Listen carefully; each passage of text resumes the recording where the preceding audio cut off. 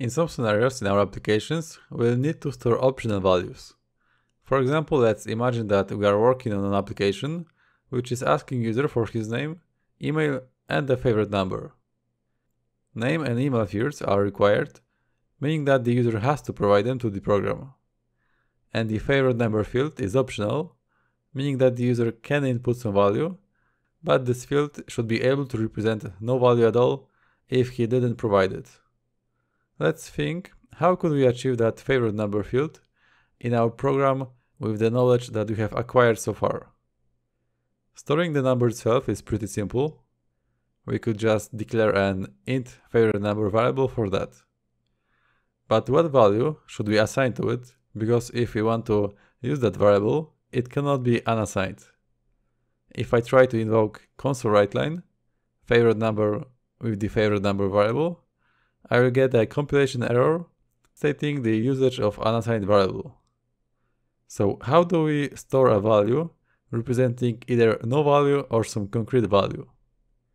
Maybe we could just set that value to -1 and assume that it would represent no value.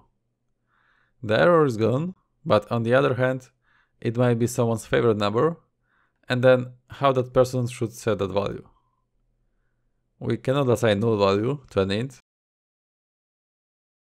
so maybe we could set that value with a default keyword like this. Int favorite number is equal to default. And the error is gone also.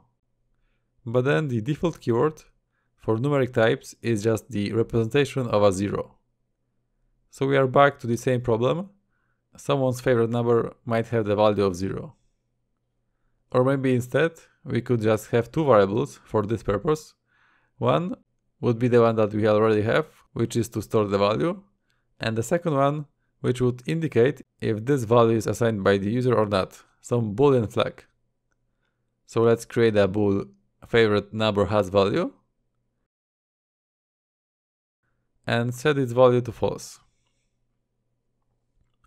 In this scenario, we'd have to modify a little bit the console writeLine invocation. We'll have to check if the favorite number has value is set to true, and if yes, then we can display the value from favorite number variable, and if that flag is set to false, then we can display no value at all. We can achieve this result pretty easily with a ternary operator like this. Favorite number has value, and if yes, it's just favorite number to string, and if not, it's just empty.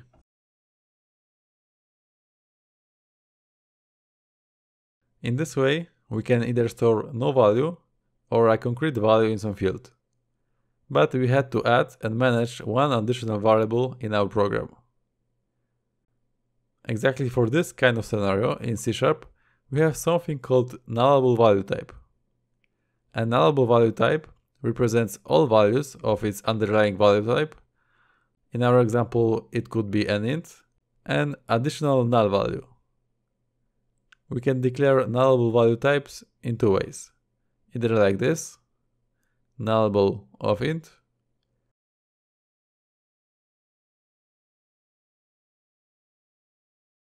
or as Visual Studio suggests, we can rewrite it to just int ? Now our favorite number variable is capable of storing any number from the int range values as well as the null value. We can get rid of the boolean variable which we needed previously. And let's just adjust the ternary operator.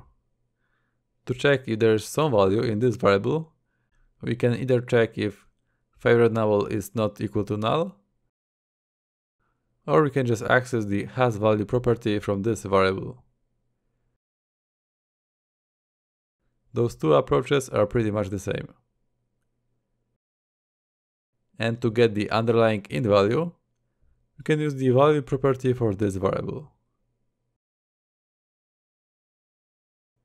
In this way, using nullable value types, we are able to store either all values of its underlying value type and an additional null value.